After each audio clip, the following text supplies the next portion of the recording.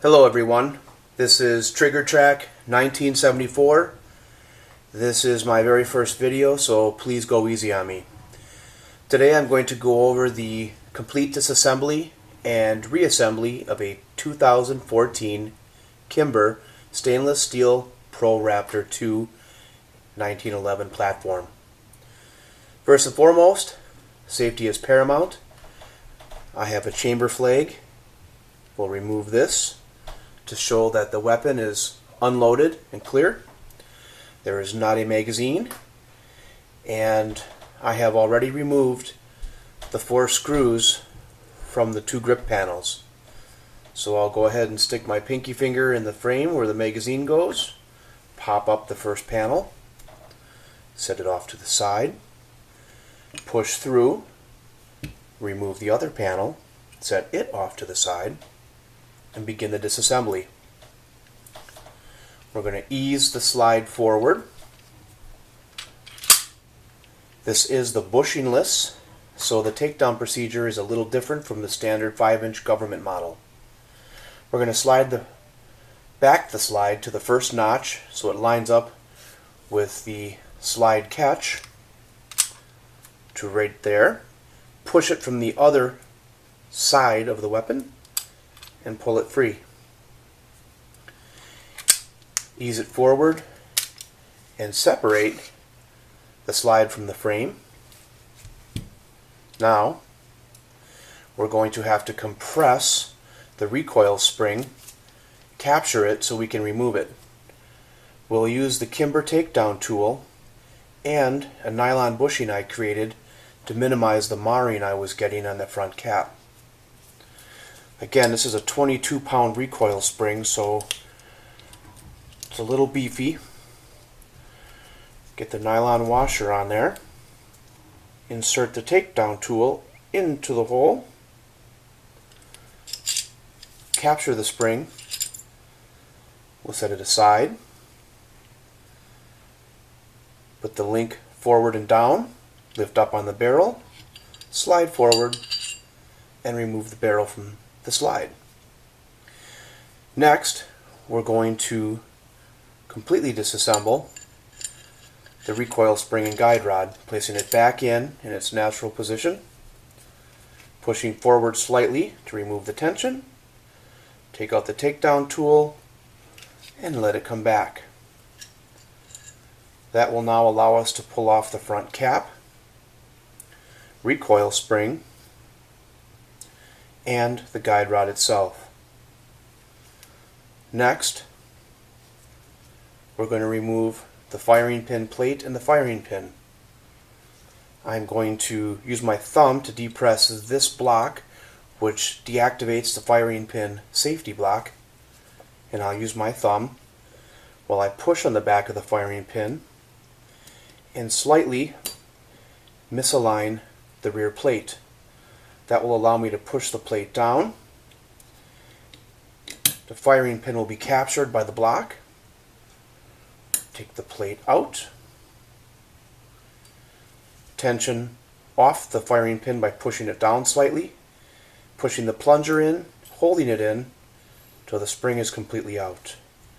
Now we can separate the spring from the firing pin and place them up top. The extractor, right here. I'm going to push on the front of the extractor. That will allow it to come out the back.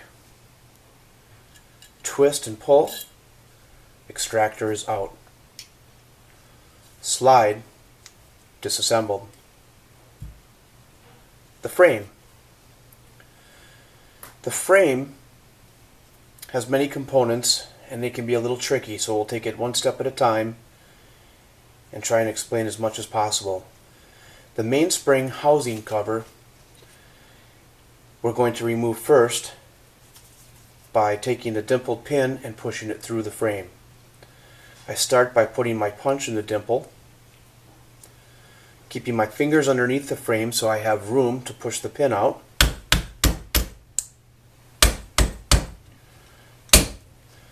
Tap it to a little past the halfway point remove the punch, push on my work table at a slight angle to relieve the tension, and pull out the pin. Now the mainspring housing cover will come off. Let's set the frame down and continue this disassembly. In the front of the serrations here, which this is an aftermarket Ed Brown stainless steel, there is a pin which needs to be pushed through to the rear while you depress the tension on the plunger. I've got a jig slightly off frame that will allow me to do that, and I will show you what it looks like when we're just about disassembled. I'm pushing in on it and sliding the pin. Here's what we have. Take the pin out, take the top plunger out, remove the spring and the follower underneath. Mainspring housing cover disassembled. Next, we're going to want to get the safeties off of there, the ambidextrous safeties.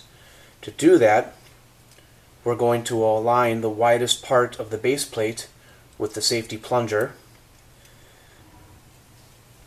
It's a little difficult to keep it on that notch, but while it's on the notch, you're going to pull apart on the safeties. Gently pulling until they separate. Typically it will be the right hand side first, which comes off. Set it down. The left side will not come off until you rotate it rearward as it catches on the hammer pin. We're going to pull it off the frame. Now the beaver tail grip safety will come right out. Next, we're going to take the safety plunger out by pushing it to the rear and sliding it out of the frame tube. Hammer. Hammer pin only goes one direction. We'll start it, pull it out. Hammer will come completely out. Mainspring itself lifts straight out. Now we have the sear and sear assembly. Also a pin that only travels in one direction. Pull that pin out. Tip out the contents of the sear assembly.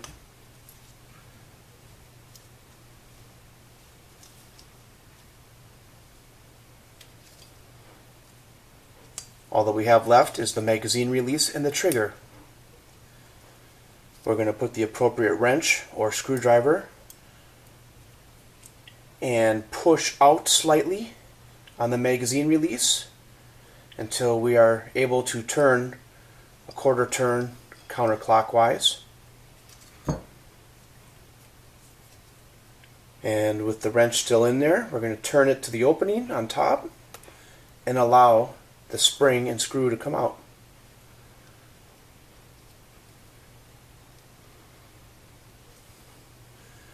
The trigger will simply exit out the rear. We now have a completely disassembled 1911 Pro Series Kimber. To put it back, I start with the magazine release, putting the spring back in, the screw into the spring. We'll put our wrench in there, push in through the opening, turn it to the left to capture it, set that down, grab the trigger, and put it back into the frame, allowing it to slide into place.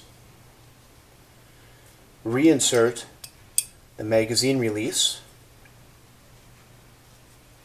grab the Allen wrench, and again partially engaging and turning to the right until it pops into place. Next, the sear assembly. Because this is the Pro Raptor II, it's got the additional piece which will slide up in the small hole and activate the plunger on the bottom of the slide, which releases the firing pin safety block. Not all 1911s will have this, but if yours does, you just want to take a little time, and this is kind of difficult to capture on camera, but we want to get it in to the smaller of the two holes and laying in the proper direction. Then we're going to put the sear assembly in with this flat part resting on the back of the hammer bar, and the rocker will go on top like such. I find this to be one of the most difficult parts to install, but with enough practice and patience, it's manageable. I'll use a smaller diameter tool to try to align everything so that I can get the pin installed. And again, sometimes you just have to kind of wiggle it around a little bit to get all the holes to line up. And then I follow it back through and guide it until it's installed. Next, I'll put in the plunger for the slide catch and the safeties. Get them inserted in. I set the frame down and I put together the mainspring housing cover. I do this because it's going to help hold the mainspring in place.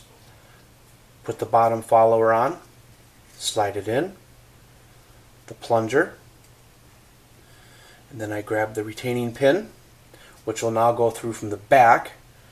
Same as last time, I've got my jig on the side of my bench. I push it in and allow the pin to drop in place. Okay, mainspring. Top left is a little shoulder. That's going to overlap on the sear assembly. And the bottom of the mainspring will fit in the slot on the frame. Then I gently slide in the cover about a ½ an inch. That keeps some pressure and some tension so things don't move around in there. Next, I'll take the hammer, put the hammer in, line it up, take the hammer pin and insert it through the opening. Now I want the mainspring, the beaver tail grip safety, and I'll insert that into place. It's held in with the ambidextrous safety. I start rearward, pass through the opening, rotate forward so it locks on the hammer pin. Then I take the other side of the safety, put it into the opening, and now while holding these together, I have to push the plunger in, the safety plunger, beyond the bottom plate of the safety and squeeze the two safeties together. Last but not least, on the frame, we line up the hammer bar on the plunger and the mainspring housing, get our dimpled pin ready, and I start by pushing again on the tabletop just so I can get the pin to about the halfway point and complete it with the hammer. Frame assembled. Slide. Extractor. With a series of twists, you can push it back in and line it up so it's flush with the side of the slide. Firing pin spring. Press the two together. Set it in the hole. It won't drop in until I push the plunger. And now it will go in. Push the plunger in and the firing pin down. Let go of the plunger. It captures it. Start the rear plate.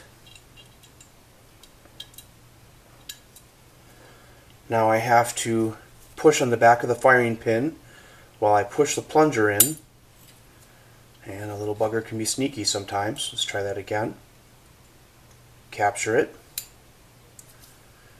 Realign the plate.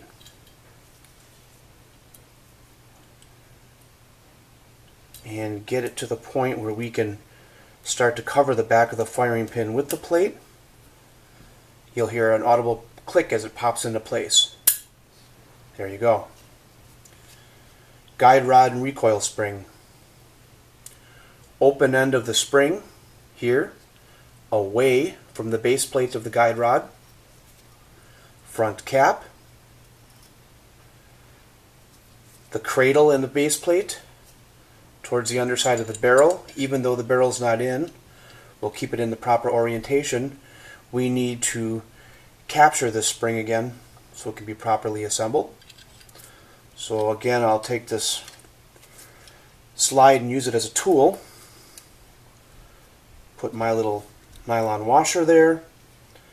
Insert the Kimber takedown tool. We've now captured it. Set it to the side. Grab the barrel. Link forward and down. Pass it through. Engage it in the lugs. Slide the link to the rear. Guide rod assembly with the cradle towards the barrel. Slide it through.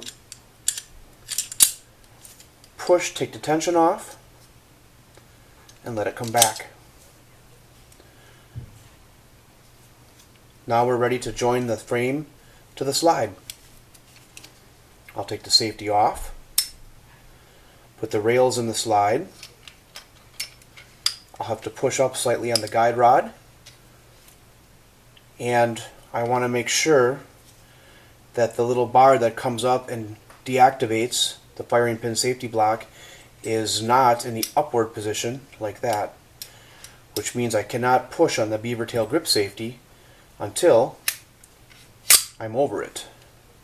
Now I can grab it back here, take the slide catch, pass it through the frame and the link inside,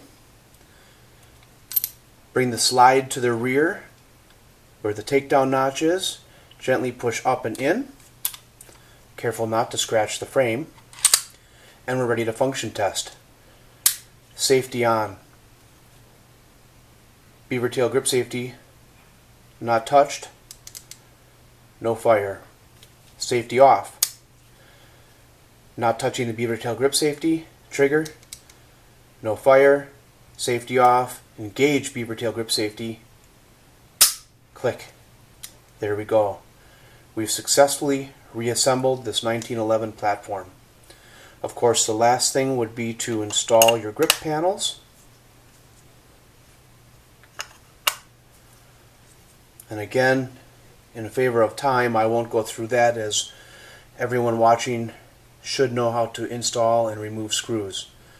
Thanks again for watching. This is Trigger Track 1974. Please leave your comments. Subscribe to the channel if you like it. Again, this is my pilot video, and I appreciate your interest and taking the time to watch it. Have a great day.